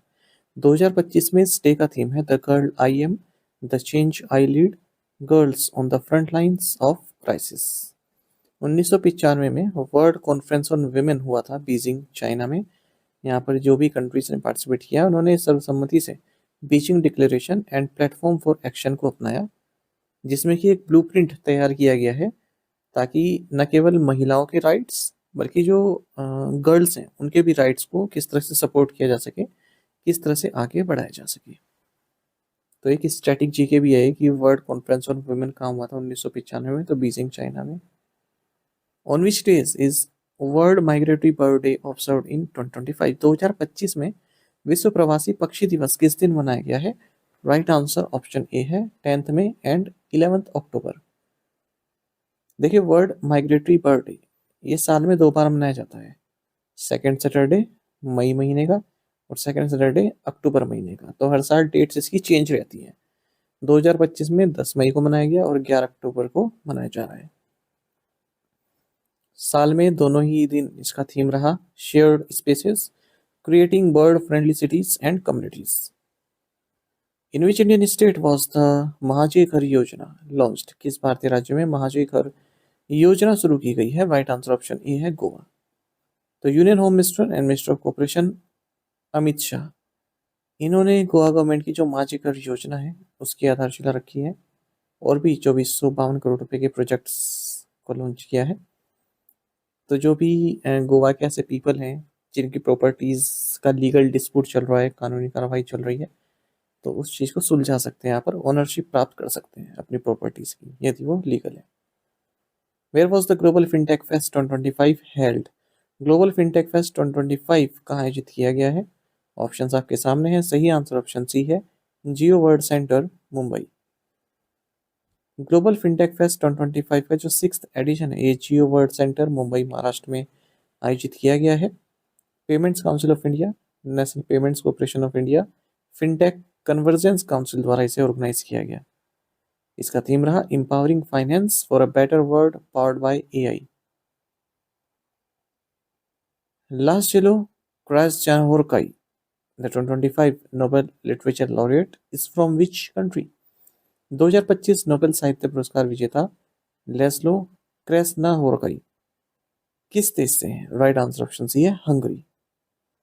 तो royal Swedish Academy of sciences ने डिसाइड किया है कि साल 2025 का जो नोबेल प्राइज है लिटरेचर में ये हंगरी के ऑथर लेस्लो क्रेस्नाहोरकाई इनको दिया जा रहा है और 11 मिलियन क्राउन्स की इनको प्राइज मनी दी जा रही है।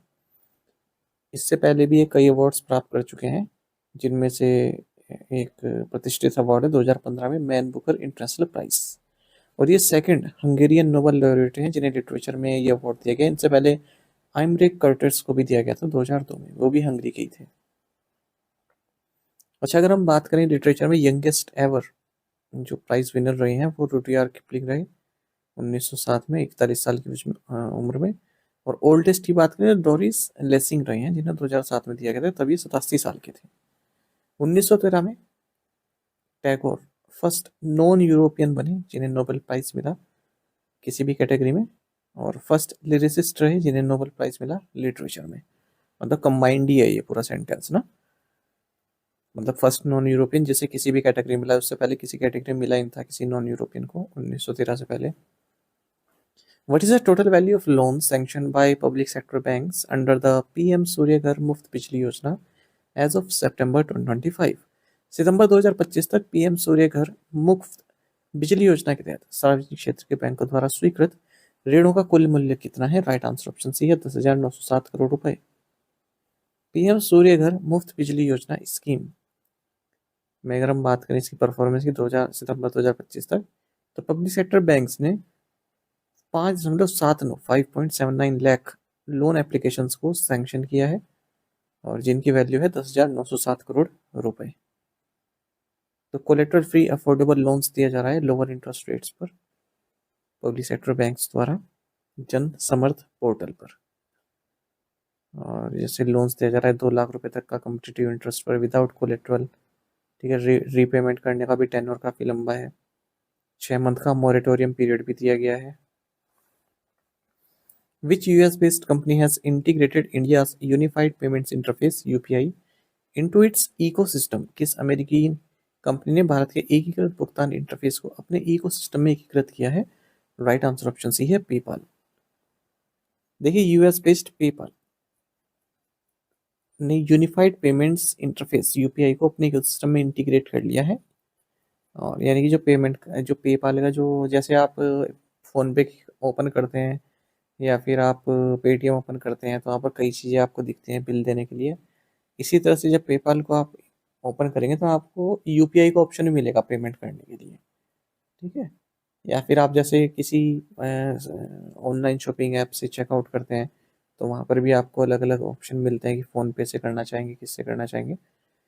और पहली बार ऐसा हुआ है जब पेपल ने किसी भारतीय पेमेंट प्लेटफॉर्म को इंटीग्रेट किया है अपने साथ। तो कोई भी इंडियन कंज्यूमर है जो इंटरनेशनल मार्केट से कुछ खरीदता है या पे करता है तो वो यूपीआई से पे कर पाएगा पेपल के माध्यम से। पेपल के सीईओ है Alex Chris. Which country is set to join NATO's fuel pipeline network? कौन सा देश नाटो के ईंधन पाइपलाइन नेटवर्क में शामिल होगा? राइट आंसर ऑप्शन सी है पोलैंड। तो पोलैंड ने डिसाइड किया है कि नाटो का जो फ्यूल पाइपलाइन नेटवर्क है उसमें शामिल होगा। पोलैंड नाटो का मेंबर 25 साल पहले बना था और अब तक इसने नाटो के फ्यूल पाइपलाइन नेटवर्क को ज्वाइन नहीं किया था। 10,000 किलोमीटर्स की ये नेटवर्क है पूरा फ्यूल पाइपलाइन का, और वर्ल्ड वॉर के टाइम पर ये बना था। मिलिट्री बेसिस में लुब्रिकेंट सेंड करने के लिए, फ्यूल सेंड करने के लिए इसको यूज़ किया जाता था। और लगभग 12 नेटो कंट्रीज में फैला हुआ ये network. Storage capacity 4.1 million cubic metres की है। तो ये कई तरह की storage depot, military air bases, civil airports, pumping station, truck and rail loading station को कनेक्ट करता है फ्यूल सप्लाई के लिए। Which ministry signed an MOU with IIT Palakkad for a skilling project under the PM Vikas scheme? किस मंत्रालय ने PM विकास योजना के तहत कौशल विकास परियोजना के लिए आईआईटी पलक्कड़ के साथ एक समझौता ज्ञापन पर हस्ताक्षर किए हैं? राइट आंसर ऑप्शन बी है ministry of minority affairs. Ministry of minority affairs government of India ने एमओयू साइन किया है प्रधानमंत्री विरासत का संवर्धन पीएम विकास स्कीम के साथ। पीएम विकास स्कीम के लिए किसके साथ? Indian Institute of technology Palakkad Kerala के साथ। तो इसका मकसद वही रहेगा जो इंडिविजुअल्स हैं माइनॉरिटीज कम्युनिटीज से केरल से, तो उनको future ready technical skills provide किए जा सकें ताकि वो अपने रोजगार का साधन ढूंढ सकें। The study AI for Inclusive Societal Development was developed by NITI Aayog in partnership with which organization? NITI Aayog ने किस संगठन के साथ साझेदारी में समावेशी सामाजिक विकास के लिए एआई अध्ययन विकसित किया है? राइट आंसर ऑप्शन सी है डेलॉइट। जयंत चौधरी जो कि minister of state independent charge for skill development and entrepreneurship and minister of state for education government of India है। साथ ही वाइस चेयरपर्सन नीति आयोग सुमन बेरी, इन दोनों ने मिलकर नीति आयोग की जो फ्रंटियर टेक हब स्टडी है जिसका टाइटल है AI for inclusive societal development, इसको लॉन्च किया है। इस स्टडी को डेवलप किया गया है डेलॉइट के साथ मिलकर। तो इसमें बताया गया किस तरह से आर्टिफिशियल इंटेलिजेंस और फ्रंटियर टेक्नोलॉजीज आने वाले समय में लोगों की जीवन यापिका को चेंज करने वाली है, खास करके इनफॉर्मल वर्कर्स को, जो कि हमारे देश की इकोनॉमी का बैकबोन है, रीढ़ की हड्डी है। नीति आयोग ने मिशन डिजिटल श्रम सेतु को भी प्रपोज किया है ताकि एआई को एक्सेसिबल बना सके हर वर्कर के लिए। और भारत का मकसद है विकसित भारत 2047 बनाने का, यानी कि 30 ट्रिलियन यूएस इकोनॉमी बनाने का 2047 तक, 26,000 US dollar per capita income set करने का। विच कंट्री नेम्ड साइक्लोन शक्ति? साइक्लोन शक्ति का नाम किस देश ने रखा है? ऑप्शंस आपके सामने हैं। सही आंसर ऑप्शन सी है, श्रीलंका। साइक्लोन शक्ति इस सीजन का पहला स्टॉर्म रहा और गुजरात के साउथ वेस्ट रीजन में ये आया है। हालांकि भारत को इतना इम्पैक्ट नहीं किया है इंडियन लैंड मास को। अरेबियन सी से ओरिजिनेट हुआ था, तो इसका नाम रखा है श्रीलंका ने। इसकी जो विंड स्पीड रही वो 100 किलोमीटर पर आवर की रही है। साइक्लोन्स आप जानते ही होंगे, लो प्रेशर एरिया बन जाता है, उसके चारों ओर काफ़ी फास्ट एयर सर्कुलेशन होता है। नदर्न हेमिस्फीयर में ये जो सर्कुलेशन है ये एंटी क्लॉकवाइज होता है और सदर्न हेमिस्फीयर में क्लॉकवाइज होता है। What is the theme of FICCI heal 2025? FICCI heal 2025 का विषय क्या है? ऑप्शंस आपके सामने हैं। सही आंसर ऑप्शन डी है, care at 25, defining moments in health care.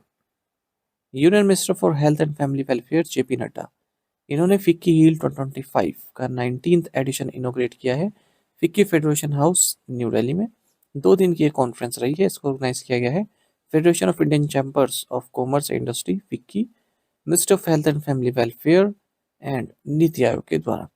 Theme रहा इस कॉन्फ्रेंस का care at 25, defining moments in health care.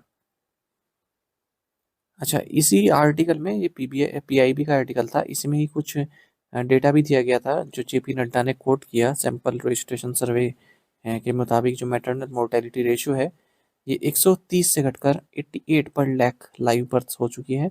Infant mortality rate भी रिड्यूस हुई है, 39 से घटकर 27 पर 1000 लाइव बर्थ हो चुकी है। अंडर 5 मोर्टेलिटी रेट में भी 42% का डिक्लाइन देखने के लिए मिला है, जबकि एवरेज डिक्लाइन जो ग्लोबली है वो 14% ही है। न्यूनेटल मोर्टेलिटी रेट भी 39% तक डिक्रीज हुआ है, जबकि ग्लोबल रिडक्शन रेट 11% का है। इंसिडेंस ऑफ ट्यूबरक्लोसिस भारत में ये भी 17.7% से डिक्लाइन हुए हैं, जबकि ग्लोबल एवरेज डिक्लाइन 8.3% का है। How many cities are covered in the new house price index series by RBI? RBI द्वारा जारी नए हाउस प्राइस इंडेक्स श्रृंखला में कितने शहर शामिल हैं? राइट आंसर ऑप्शन सी है, 18। Reserve Bank of India house price index compile करती है क्वार्टरली बेसिस पर, और जो भी रजिस्ट्रेशन अथॉरिटीज़ हैं उनसे जो ट्रांजैक्शन लेवल डेटा प्राप्त होता है उसके हिसाब से इस इंडेक्स को बनाया जाता है। House price index first quarter of 2025-26 का रिलीज किया गया आरबीआई द्वारा और बेस ईयर है 2022-23। 18 मेजर सिटीज़ को इंक्लूड किया गया है। पहले 10 होती थी लेकिन 8 और ऐड की गई हैं, हैदराबाद, तिरुवनंतपुरम, पुणे, गाजियाबाद, थाने, गौतम बुद्ध नगर, चंडीगढ़, नागपुर। ठीक है, तो पहले 10 थी, अब 8 और ऐड की गई हैं और नया बेस ईयर क्या है 2022-23। मार्जिनल इंक्रीज देखने के लिए मिला है कुछ सिटीज़ में जो हाउस प्राइस इंडेक्स जैसे नागपुर में, चंडीगढ़ में, चेन्नई में, कोच्चि में, यहाँ पर मैक्सिमम इंक्रीज देखने को मिला है लास्ट का क्वार्टर से अगर हम कंपेयर करें। All India house price index 3.6% तक इंक्रीज हुआ है और सिक्वेंशियल बेसिस पर देखें तो 2% तक इंक्रीज हुआ है।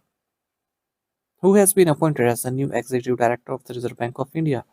भारतीय रिजर्व बैंक के नए कार्यकारी निदेशक के रूप में किसे नियुक्त किया गया है? ऑप्शन डी राइट आंसर है, Sanjay Kumar Hansda. Reserve Bank of India ने संजय कुमार हंसदा को एग्जीक्यूटिव डायरेक्टर नियुक्त किया है और पहले इनका डिप्यूटेशन ये सीनियर एडवाइजर रहे हैं ईडी में, इंटरनेशनल मॉनेटरी फंड में भी कार्य इन्होंने किया है, department of economic and policy research में एडवाइजर थे। Which platform of Clearcorp dealing systems limited has been linked with the Bharat bill payment system? Clearcorp dealing system limited के किस प्लेटफॉर्म को भारत बिल भुगतान प्रणाली से जोड़ा गया है? राइट आंसर ऑप्शन ए है, एफएक्स रिटेल। तो एफएक्स रिटेल प्लेटफॉर्म जो कि Clearcorp dealing system limited की है, इसे लिंक कर दिया गया है भारत बिल पेमेंट सिस्टम के साथ। जो भी इंडिविजुअल कस्टमर्स हैं जिनके पास बैंक अकाउंट्स हैं, पार्टिसिपेटिंग बैंक हैं उनके साथ, तो वो अपना ट्रांजेक्शन कर सकते हैं, रजिस्टर कर सकते हैं एफएक्स रिटेल प्लेटफॉर्म पर। जो भी पार्टिसिपेटिंग बैंक के जो डिजिटल चैनल्स है, डिजिटल ऐप हैं, उनके जरिए या फिर थर्ड पार्टी एप्लीकेशन प्रोवाइडर्स के जरिए। FX रेटेड प्लेटफॉर्म को ऑपरेट किया जाता है क्लियर कोप द्वारा और इसे 2019 में लॉन्च किया गया था। Who became the first Indian to win a medal at the Judo Junior World Championships? Judo junior विश्व चैंपियनशिप में पदक जीतने वाली पहली भारतीय कौन बनी है? राइट आंसर ऑप्शन डी है लिंथोई चरम्बम। जूडो प्लेयर लिंथोई चंदम्बम ये इंडिया की फर्स्ट एवर मेडलिस्ट बनी है जूडो जूनियर वर्ल्ड चैंपियनशिप में। ये चैंपियनशिप लीमा पेरू में खेली गई। इन्होंने ब्रॉन्ज मेडल जीता विमेंस 63 किलोग्राम कैटेगरी में। नीदरलैंड्स की जोनी गिलेन पर इन्होंने जीत हासिल की। Which month is observe as breast cancer awareness month world wide? विश्व भर में किस माह को स्तन कैंसर जागरूकता माह के रूप में मनाया जाता है? राइट आंसर ऑप्शन ए है अक्टूबर। तो अक्टूबर को ब्रेस्ट कैंसर अवेयरनेस मंथ के तौर पर मनाया जाता है। पिंक मंथ भी इसको बोलते हैं। पिंक रिबन इसका सिंबल होता है ब्रेस्ट कैंसर अवेयरनेस का। 2025 यानी कि सारा हम देखें ब्रेस्ट कैंसर अवेयरनेस मंथ का थीम है every story is unique every journey matters. Which organisation has launch the global clinical trials forum? किस संगठन ने global clinical trials forum launch किया है? राइट आंसर ऑप्शन डी है World Health Organisation. World Health Organisation ने global clinical trials forum को launch किया है। और ये जो फोरम है WHO का जो guidance for best practices for clinical trials है इसको इम्प्लीमेंट करता है। Which IIT was recognized as University of the Year established at the FICCI Higher Education Excellence Awards 2025? FICCI उच्च शिक्षा उत्कृष्टता पुरस्कार 2025 में किस IIT को वर्ष का सर्वश्रेष्ठ विद्यालय के रूप में सम्मानित किया गया? राइट आंसर ऑप्शन भी है IIT मंडी। तो Indian Institute of Technology Mandi इसे university of the year established and excellence in creating employment and entrepreneurship से सम्मानित किया गया है FICCI higher education excellence award 2025 में। IIT मंडी का जो कंट्रीब्यूशन रहा है इनोवेशन एंटरप्रेन्योरशिप में, ठीक है, उसको सराहा गया है। The sports technology incubation centre in Tamil Nadu is being launched in partnership with which international football club? Tamil Nadu में खेल प्रौद्योगिकी इंक्यूबेशन केंद्र किस अंतर्राष्ट्रीय फुटबॉल क्लब के साथ साझेदारी में शुरू किया जा रहा है? राइट आंसर ऑप्शन डी है बोरुसिया डॉर्टमुंड। तो तमिलनाडु राज्य में स्टार्टअप इकोसिस्टम को बढ़ावा देने के लिए तमिलनाडु सरकार ने पहला dedicated sports technology innovation centre launch करने का फैसला किया है। किसके साथ मिलकर? जर्मन फुटबॉल क्लब ब्रूसिया डॉर्टमुंड के साथ मिलकर इस इनिशिएटिव को इम्प्लीमेंट किया जा रहा है तमिलनाडु की जो स्टार्टअप मिशन है स्टार्टअप TN के द्वारा।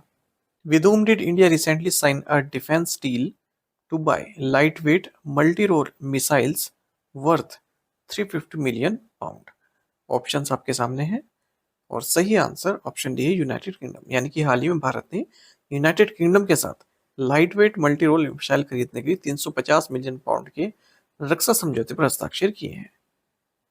तो भारत और यूनाइटेड किंगडम ने 350 मिलियन पाउंड के समझौते पर हस्ताक्षर किए हैं। आप कह सकते हैं 400 मिलियन US डॉलर। इसके जरिए इंडियन आर्मी को यूनाइटेड किंगडम द्वारा manufactured light weight multi role missiles प्राप्त होंगी और 700 जॉब से क्रिएट करेगा नदर्न आयरलैंड में। देखिए यूनाइटेड किंगडम के 4 कॉन्स्टिट्यूएंट नेशंस हैं, इंग्लैंड है, वेल्स है, स्कॉटलैंड है और नदर्न आयरलैंड है। तो ये जो मिसाइल्स हैं नदर्न आयरलैंड में बनाई जाएंगी भारत के लिए। 700 जॉब्स यहाँ पर क्रिएट होंगी। Light weight multi role missiles इसे मार्टलेट्स भी बोलते हैं जो कि एक बर्ड है, बर्ड के नाम पर रखा गया है, माइथिकल बर्ड है ये। और इस मिसाइल की बात करें air to surface, air to air, surface to air, surface to surface missiles इसकी कैटेगरीज है। और Belfast based defence contractor Thales air defence इसको बनाएगा। बेलफास्ट इसकी कैपिटल है नदर्न आयरलैंड की, तो यहाँ पर इससे थेल्स एयर डिफेंस ये इसको बनाएगा। Who won the Nobel peace prize for efforts towards democratic transition in Venezuela? Venezuela में लोकतांत्रिक परिवर्तन के प्रयासों के लिए नोबेल शांति पुरस्कार किसने जीता है? राइट आंसर ऑप्शन डी है मारिया कोरिना मैशेडो। वेनेजुएला की ओपोजिशन लीडर है मारिया कोरिना मैशेडो। इन्हें 2025 का नोबेल पीस प्राइज दिया गया है। 58 साल की हैं और नोबेल कमेटी ने इन्हें इस तरह से हेल किया है, one of the most extra ordinary examples of civilian courage in Latin America in recent times. Latin America में आता है वेनेजुएला, तो वहाँ पर जो डिक्टेटर है वेनेजुएला में तो उनके अगेंस्ट इन्होंने आवाज उठाई है। वहाँ के वेनेजुएला के प्रेसिडेंट है निकोलस मदुरो मोरोस। और छुप के रह रही हैं पिछले 1 साल से, ठीक है, क्योंकि इनको बैन कर दिया था कि ये इलेक्शन नहीं लड़ सकती या फिर चुनाव प्रचार नहीं कर सकती, और इन्हें डर है कि इन्हें कहीं सलाखों के पीछे ना भेज दिया जाए। 2025 का जो नोबेल पीस प्राइज है, ये 10 अक्टूबर 2025 को अनाउंस किया गया है नॉर्वेजियन नोबेल कमेटी द्वारा ओस्लो नॉर्वे में। तो ओस्लो में दिया जाता है, ये अनाउंस किया जाता है। 11.1 मिलियन क्रोना इसमें प्राइज मनी है। 10 दिसंबर को दिया जाएगा ये ओस्लो में। Who became the first Indian to win the WCPA Canton Miller Award for Innovation in National Parks and Protected Area Sustainability? Options आपके सामने है। सही आंसर ऑप्शन है डॉक्टर सोनाली घोष। तो राष्ट्रीय उद्यानों और संरक्षित क्षेत्र स्थिरता में नवाचार के लिए WCPA कैंटन मिलर अवार्ड जीतने वाली पहली भारतीय महिला है डॉक्टर सोनाली घोष, या पहले भारतीय डॉक्टर सोनाली घोष है, चाहे महिला हो चाहे पुरुष हो, ये पहली भारतीय हैं इस अवार्ड को जीतने वाले, डॉक्टर सोनाली घोष। तो ये डॉक्टर सोनाली घोष हैं, फील्ड डायरेक्टर हैं Kaziranga national park and tiger reserve की।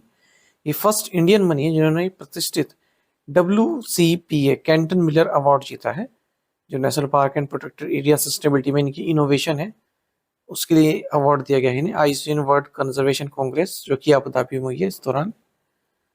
आईयूसीएन की स्थापना 1948 में हुई थी, हेडक्वार्टर्स का स्विट्जरलैंड में। Who has launched a sportswear brand 10XU? Sportswear brand 10XU किसने लॉन्च किया है? राइट आंसर ऑप्शन डी है सचिन तेंदुलकर। तो क्रिकेट आइकॉन और भारत रत्न सचिन तेंदुलकर ने 10XU लॉन्च किया है, जो कि एक स्पोर्ट्सवियर और एथलीजर ब्रांड है। सचिन का जो भी एक्सपीरियंस रहा है स्पोर्ट्स पर्सन के तौर पर, तो अपने एक्सपीरियंस के हिसाब से उन्होंने इस स्पोर्ट्सवियर को बनाया है। फिलहाल ही क्रिकेट प्लेयर्स के लिए अवेलेबल रहेगा, शूज पेयर है, और इन्हें बना रहा है SRT 10 एथलीजर प्राइवेट लिमिटेड, ये बना रहा है, इस ये कंपनी का नाम है जो इन शूज को बना रही है। इस कंपनी की स्थापना की है सचिन तेंदुलकर, कार्तिक गुरुमूर्ति और करण अरोड़ा ने, ये इस ब्रांड के ओनर है। तो शू का प्राइस 5000 से 6000 पेयर है एक जोड़ी का, और जो टॉप एंड क्रिकेट शूज हैं वो 9000 रुपए पर pair. Which company has appointed Virat Kohli and Anushka Sharma as its new global brand ambassadors? किस कंपनी ने विराट कोहली और अनुष्का शर्मा को अपना नया वैश्विक ब्रांड एम्बेसडर नियुक्त किया है? राइट आंसर ऑप्शन है पेटीएम। तो digital payments and financial technology company Paytm, इन्होंने क्रिकेटर विराट कोहली और एक्ट्रेस प्रोड्यूसर अनुष्का शर्मा, इन्हें ग्लोबल ब्रांड एम्बेसडर नियुक्त किया है। और ये company UPI enabled payments app अपनी लॉन्च करने वाली है भारत में। तो विराट कोहली और अनुष्का शर्मा कई तरह के कैंपेन्स करते नजर आपको आएंगे, इसके एडवर्टीजमेंट करते नजर आएंगे। Which states cabinet recently approved a menstrual leave policy for both government and private sectors? हाल ही में किस राज्य के मंत्रिमंडल ने सरकारी और निजी दोनों क्षेत्रों के लिए मासिक धर्म अवकाश नीति को मंजूरी दी है? राइट आंसर ऑप्शन डी है कर्नाटक। तो कर्नाटक की जो कैबिनेट है, इन्होंने कर्नाटका मेंस्ट्रुअल लीव पॉलिसी 2025 को अप्रूव कर दिया है, जिसके जरिए हर महीने एक पेड लीव दी जाएगी गवर्नमेंट एंड प्राइवेट सेक्टर में जो महिला एम्प्लॉई हैं उन्हें। इस तरह से पहला स्टेट बन गया जो गवर्नमेंट और प्राइवेट सेक्टर दोनों को कवर कर रहा है मेंस्ट्रुअल लीव पॉलिसी में। उड़ीसा और बिहार में भी इस तरह की पॉलिसी, लेकिन वो केवल गवर्नमेंट एम्प्लॉयज के लिए है, जबकि केरल में ये यूनिवर्सिटीज में एप्लीकेबल है। Which company has signed a non-binding MOU with Aircon International to develop rail infrastructure? किस कंपनी ने रेल अवसंरचना विकसित करने के लिए एयरकॉन इंटरनेशनल के साथ एक समझौता ज्ञापन पर हस्ताक्षर किया है? राइट आंसर ऑप्शन डी है कोल इंडिया लिमिटेड। तो कोल इंडिया लिमिटेड ने एक MOU साइन किया है railway infrastructure developer aircon international के साथ, ताकि रेल इंफ्रास्ट्रक्चर को डेवलप किया जा सके माइनर और इसकी सब्सिडरी कंपनीज के लिए। The partnership aims to strengthen logistic connectivity for coal transportation by enhancing rail infrastructure supporting Coal India's operation। तो कोल का ट्रांसपोर्टेशन होता है, ठीक है, एक जगह से दूसरी जगह पर, तो उसके इंफ्रास्ट्रक्चर बनाना, पटरियां लगाना। Which country has launched the world's first solar thermal power plant? किस देश ने विश्व का पहला सौर तापीय विद्युत संयंत्र प्रारंभ किया है? राइट आंसर ऑप्शन बी है चाइना।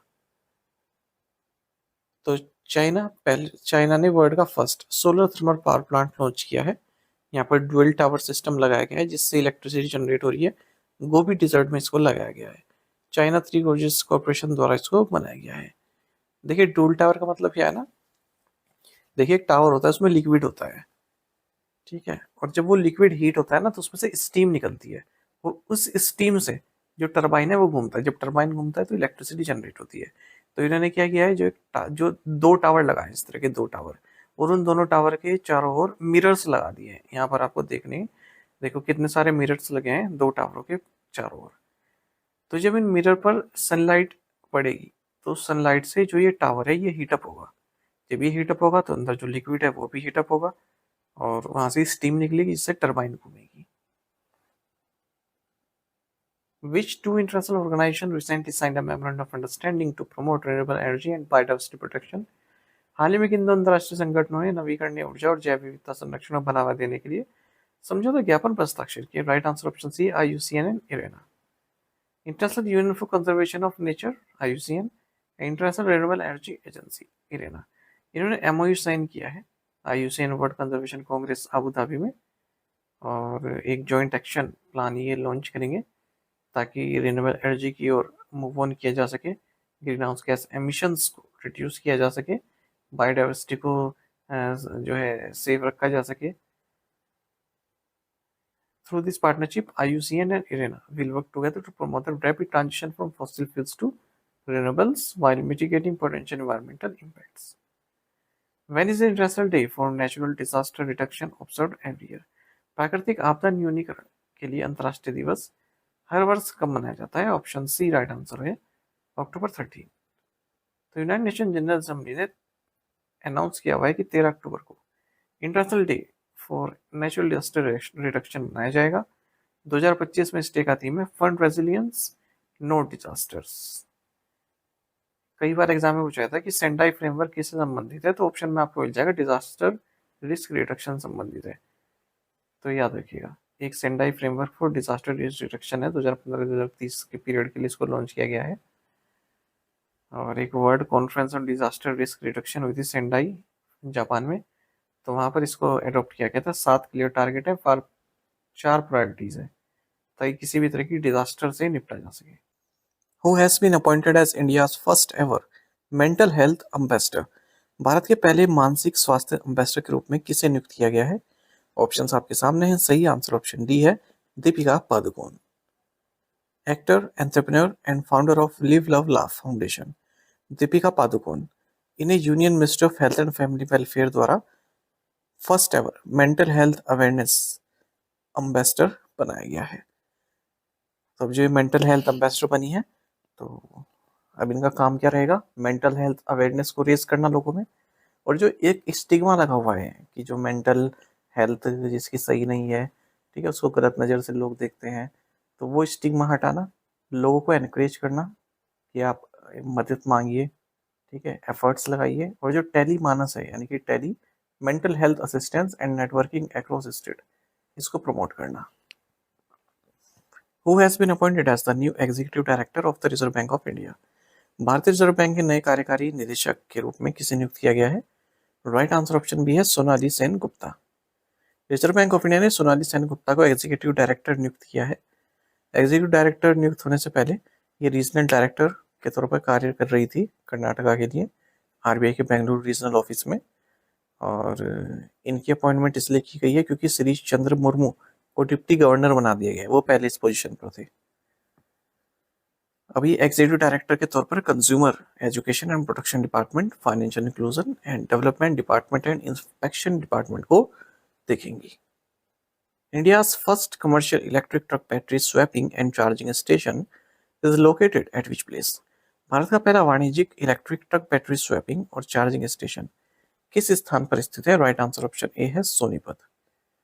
तो union minister of roads, transports and highways Nitin Gadkari, इन्होंने इंडिया का first commercial electric truck battery swapping and charging station inaugurate किया है Delhi international cargo terminal private limited, Panchi Gujran village, जो कि GT रोड पर है, गनौर, सोनीपत, हरियाणा में। बैटरी स्वैपिंग क्या होता है ना, देखिए, एक तो नॉर्मल चार्जिंग होती है, चार्जिंग स्टेशन पर अपनी गाड़ी लगा दी, पर वहाँ पर काफ़ी टाइम तक आप प्लग इन करके रखो अपनी गाड़ी को, तब वो चार्ज होती रहेगी। लेकिन बैटरी स्वैपिंग यहाँ क्या होता है, जो ये बैटरी स्वैपिंग स्टेशन होते हैं, आप अपनी जो बिल्कुल ट्रेन बैटरी है, खाली बैटरी है, उसको निकालो और उस चार्जिंग स्टेशन में लगा दो। वहाँ से जो फुली चार्ज बैटरी है उसे अपनी गाड़ी में लगा दो, तुरंत आपका काम हो जाएगा। वहाँ पर प्लग इन लगाए रखने की जरूरत नहीं है अपनी गाड़ी को। Which company secured a sustainability linked trade facility worth 700 million US dollar from Standard Chartered? किस कंपनी ने स्टैंडर्ड चार्टर्ड से 700 मिलियन अमेरिकी डॉलर मूल्य की सस्टेनेबिलिटी लिंक्ड ट्रेड फैसिलिटी हासिल की है? राइट आंसर ऑप्शन भी है Larsen and Toubro. Larsen and Toubro ने अनाउंस किया है कि स्टैंडर्ड चार्टर्ड से इन्होंने सस्टेनेबिलिटी लिंक्ड ट्रेड फैसिलिटी को प्राप्त किया है 700 मिलियन यूएस डॉलर। क्या है ये? एक तरह का लोन है। स्टैंडर्ड चार्टर्ड से इन्होंने 700 मिलियन यूएस डॉलर की एक लोन कह सकते हैं कि प्राप्त किया है। और ये सस्टेनेबिलिटी लिंक ट्रेड फैसिलिटी यानी कि आपकी जो जो हमारा इन्वायरमेंट है, ठीक है, अगर उस पर पॉजिटिव इम्पैक्ट छोड़ रहा है आपका प्रोजेक्ट, तो आपको कई सारे फायदे मिलेंगे। जैसे इंटरेस्ट रेट आपको कम मिलेगा, मतलब इंटरेस्ट रेट आपसे कम चार्ज किया जाएगा। लेकिन अगर ये इन्वायरमेंट को हानि पहुंचा रहा है तो इंटरेस्ट रेट आपको चार्ज ज़्यादा किया जाएगा। ठीक है, जैसे ग्रीन हाउस गैस एमिशन जो आपका प्लांट है वो कम उत्सर्जित कर रहा है तो अच्छी बात है। फ्रेश वाटर को अगर आप ज़्यादा ले रहे हैं अपने प्लांट में तो ये अच्छी बात नहीं है। ठीक है, आप वाटर को रिसाइकिल कीजिए, उसे यूज कीजिए, फ्रेश वाटर कम लीजिए। तो अगर इस तरह के चीज़ें अपनाते हैं तो आपको इंटरेस्ट कम चार्ज होगा। ठीक है। What is आइडियाबास? आइडियाबास क्या है? ऑप्शंस आपके सामने है। सही answer option D, India first integrated market place connecting startups and investors. तो आइडियाबास ये इंडिया का फर्स्ट इंटीग्रेटेड मार्केट प्लेस है जो स्टार्टअप्स एंड इन्वेस्टर्स को कनेक्ट करता है। इसे लॉन्च किया गया है मुंबई में national stock exchange of India पर। तो टीयर 2 और टीयर 3 सिटीज में जो एंटरप्रेन्योर्स हैं या स्टार्टअप्स हैं उनको इन्वेस्टर्स से कनेक्ट किया जा सके ताकि उन्हें कैपिटल की कमी ना हो। इस पर फोकस रहने वाला है आइडियाबास का।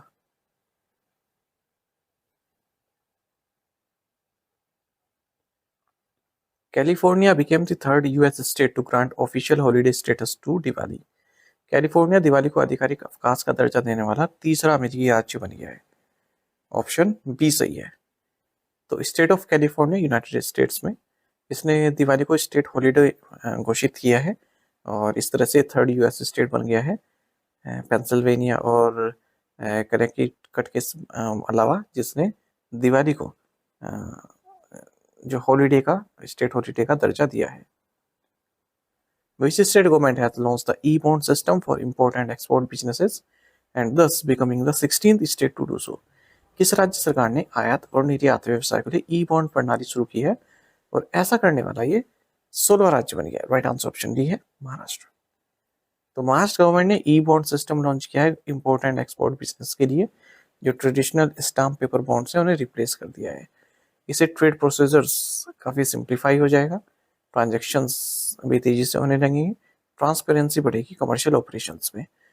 और इस ई बॉन्ड सिस्टम के साथ महाराष्ट्र 16th स्टेट बन गया है इंडिया में जिसने ये डिजिटल बॉन्ड सिस्टम को अपनाया है। Which food delivery platform has collaborated with HDFC Pension to introduce the NPS platform workers model? किस खाद्य वितरण कंपनी ने NPS प्लेटफॉर्म वर्कर्स मॉडल शुरू करने के लिए HDFC पेंशन के साथ सहयोग किया है? राइट आंसर ऑप्शन डी है जोमेटो। तो जोमेटो और HDFC पेंशन इन्होंने NPS प्लेटफॉर्म वर्कर्स मॉडल को इंट्रोड्यूस किया है डिलीवरी पार्टनर्स के लिए, जो भी जोमेटो पर डिलीवरी पार्टनर्स हैं उनके लिए, ताकि उन्हें फॉर्मल रिटायरमेंट बेनिफिट्स दिए जा सके। अब ये गिग वर्कर्स होते हैं, इनको कोई ना तो सोशल सिक्योरिटी होती है ना पेंशन वगैरह का इनका कुछ होता है। ठीक है, अपना जो कमाते हैं वही इनकी जमा पूंजी होती है और जॉब भी ऐसी कोई परमानेंट नहीं होती, कब हटाया जा सके कुछ पता नहीं चलता।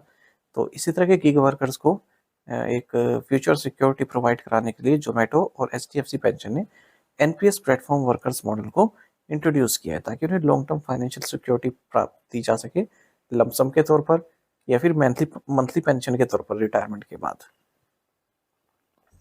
जोमेटो जो है गीक फर्स्ट मॉडल पर कार्य करता है। लगभग 5,09,000 independent monthly active delivery partners हैं इसके पास।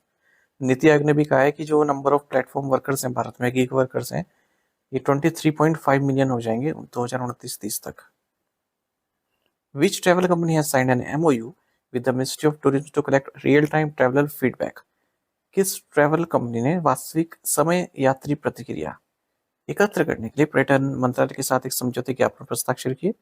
राइट आंसर ऑप्शन डी है थॉमस कुक इंडिया। तो थॉमस कुक इंडिया और मिनिस्ट्री ऑफ टूरिज्म इन्होंने 3 साल का एक मेमोरेंडम ऑफ अंडरस्टैंडिंग साइन किया है, ताकि जो टूरिस्ट जा रहे हैं किसी डेस्टिनेशन पर, उनका जो रियल टाइम ट्रैवलर फीडबैक है उसको कलेक्ट किया जा सके। ठीक है, तो इससे सर्विसेज और इंफ्रास्ट्रक्चर में क्या कमियां हैं, उनको किस तरह से इम्प्रूव करना है, वो मालूम चल पाएगा जो भी यात्री हैं उनसे, क्योंकि वो फीडबैक देंगे क्लीनलीनेस से संबंधित, सर्विस कैसी है, सेफ्टी कैसी है, एक्सेसिबिलिटी कैसी है।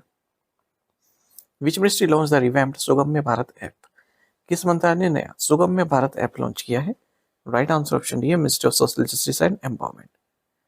Department of empowerment of persons with disabilities, ministry of social justice empowerment, government of India, इन्होंने रिवैम्प्ड सुगम्य भारत ऐप लॉन्च किया है पर्पल फेस्ट गोवा में, यानी कि इसे फिर से कई सारे सुधार के साथ लॉन्च किया गया है। सुगम्य भारत ऐप इंडिया का डिजिटली एक्सेसिबिलिटी हब है। जो भी इंफॉर्मेशन है, स्कीम्स हैं, सर्विसेज हैं डिसेबल लोगों से संबंधित, वो उनको इसी ऐप पर, इसी प्लेटफॉर्म पर मिल जाएगी। SBI फाउंडेशन के सपोर्ट के साथ और टेक्निकल पार्टनरशिप हुई है यहाँ पर नैब दिल्ली, ISTM, मिशन एक्सेसिबिलिटी, तो इन सबके सहयोग से इस प्लेटफॉर्म को बनाया गया है। The Abyei region is a contested area between which two countries? Abyei क्षेत्र किन दो देशों के बीच एक विवादित क्षेत्र है? राइट आंसर ऑप्शन सी है Sudan and South Sudan. Indian peace makers जो अबई रीजन में कार्यरत हैं, उन्हें उनकी सर्विस के लिए जो एक्टिंग हेड ऑफ मिशन है United Nations interim security force of अबई के, उन्होंने सम्मानित किया है। ठीक है, ये अबई रीजन सूडान और साउथ सूडान के बीच में है। ठीक है, काफी ऑयल रिच बॉर्डर रीजन है, ये विवादित है, तो इंडियन पीस मेकर्स भी हैं वहां पर। 1950 से ही भारत ने लगभग 2,90,000 पीस मेकर्स भेजे हुए हैं 50 से ज्यादा मिशंस पर। लार्जेस्ट कंट्रीब्यूटर है UN पीस कीपिंग एफर्ट्स में भारत। अबई रीजन की बात करें, बॉर्डर एरिया है साउथ सूडान और सूडान के बीच में, स्पेशल एडमिनिस्ट्रेटिव स्टेटस इसे दिया गया है। 2004 में एक प्रोटोकॉल हुआ था जिसके जरिए जो सेकेंड सूडानी सिविल वॉर है वो एंड हुआ। तो इस तरह क्वेश्चन PCS में पूछ लेते हैं, IES में पूछ लेते हैं, अबई एरिया कहाँ पर पड़ता है। In which Indian institute will the Namo Semiconductor Laboratory be established at an estimated cost of 4 crore 95 lakh rupees? किस भारतीय संस्थान में 4 करोड़ 95 लाख रुपए की अनुमानित लागत से नमो सेमीकंडक्टर प्रयोगशाला स्थापित की जाएगी? राइट आंसर ऑप्शन डी है IIT भुवनेश्वर। तो electronics and IT minister Ashwini Vaishnaw, इन्होंने नमो सेमीकंडक्टर लेबोरेटरी सेटअप करने को मंजूरी दे दी है IIT भुवनेश्वर में, और इसकी लागत होने वाली है 4 करोड़ 95 लाख रुपए। The Department of Drinking Water and Sanitation signed a memorandum of agreement with which agency for digital monitoring and sanitation? पेयजल एवं स्वच्छता विभाग ने डिजिटल निगरानी और स्वच्छता के लिए किस एजेंसी के साथ समझौता ज्ञापन पर हस्ताक्षर किए? राइट आंसर ऑप्शन सी है BISAG N. Department of drinking water and sanitation, ministry of Jal Shakti, इन्होंने मेमोरेंडम ऑफ एग्रीमेंट साइन किया है Bhaskaracharya national institute for space applications and geo informatics यानी कि बाइसेक एन के साथ, जो कि एक ऑटोनोमस साइंटिफिक सोसाइटी है ministry of electronics and information technology government of India के तहत। तो इसका मकसद वही है जो जल जीवन मिशन है, स्वच्छ भारत मिशन है, ठीक है, इनको और इम्प्रूव किया जा सके, जो इनके पोर्टल्स हैं उनको इम्प्रूव किया जा सके, GIS इंटीग्रेटेड इनको बिना बनाया जा सके, डेटा ड्राइवन डिसीजन मेकिंग को इम्प्रूव किया जा सके, planning monitoring rural water supply को इवेलुएट किया जा सके, सैनिटेशन इनिशिएटिव को इवेलुएट किया जा सके। Which company partner with Cosmos cooperative bank to launch Cosmo गलगल? कोस्मो गलगल को लॉन्च करने के लिए किस कंपनी ने कोस्मोस कोऑपरेटिव बैंक के साथ सहायता की है? राइट आंसर ऑप्शन डी है उबुंटू सिस्टम। तो उबुंटू सिस्टम प्राइवेट लिमिटेड ने कोस्मोस कोऑपरेटिव बैंक के साथ मिलकर कोस्मो गलगल लॉन्च किया है, जो कि इंडिया का first youth focused digital banking solution है किसी भी कोऑपरेटिव बैंक द्वारा, यानी कि इस कोस्मो कोऑपरेटिव बैंक के द्वारा। The app features integrated video KYC, enabling users to open account anytime। आप कभी भी अकाउंट ओपन कर सकते हैं क्योंकि वीडियो KYC आपका हो जाएगा कहीं से भी, आपको ब्रांच जाने की जरूरत नहीं है। तो इस तरह की कई फैसिलिटी है। UPI ऐप भी आप यूज कर सकते हैं। Which company partner with Utkarsh small finance bank to launch the Wish credit card? किस कंपनी ने विश क्रेडिट कार्ड लॉन्च करने के लिए उत्कर्ष स्मॉल फाइनेंस बैंक के साथ साझेदारी की है? राइट आंसर ऑप्शन बी है फोन पे। तो फोन पे ने उत्कर्ष स्मॉल फाइनेंस बैंक के साथ पार्टनरशिप की है और विश क्रेडिट कार्ड लॉन्च किया है। The card is aimed at providing access to credit for users in tier 2 and tier 3 cities as well as for first time credit card applicants. तो ये सब आपके फीचर क्या है जानने की जरूरत नहीं होती, आपको केवल इतना जानना है किस बैंक ने किसके साथ लॉन्च करके कौन सा क्रेडिट कार्ड लॉन्च किया है। ठीक है। विच कंपनी पार्टनर विद उसका small finance bank to launch the, अच्छा ये 2 बार आ गया क्या? ये 2 बार आ गया है ना, माफ कीजिएगा। अच्छा, ओह ये ना क्वेश्चन तो पहले का ही रह गया। देखो यहाँ से पढ़ते हैं इसको ना, ये क्वेश्चन पिछले का ही रह गया, मैं इसका क्वेश्चन बनाना भूल गया, माफ कीजिएगा। यहाँ से पढ़ते हैं, जो न्यूज़ है पीडीएफ में इसको सही कर दूंगा और जो केवल वीडियो देखते हैं वो इस डेटा का देखेंगे। तो रिजर्व पे ने येस बैंक के साथ पार्टनरशिप करके इंडिया का first biometric card authentication system को लॉन्च किया है, जो कि reserve Bank of India guideline से कंप्लाइंट करता है। ठीक है, इंडिया का first biometric card authentication system launch किया है किसने? रिजर्व पे ने। किसके साथ मिलकर? येस बैंक के साथ मिलकर। तो जो ऑनलाइन कार्ड पेमेंट्स है उनको वेरीफाई किया जा सकता है फेशियल रिकॉग्निशन के जरिए।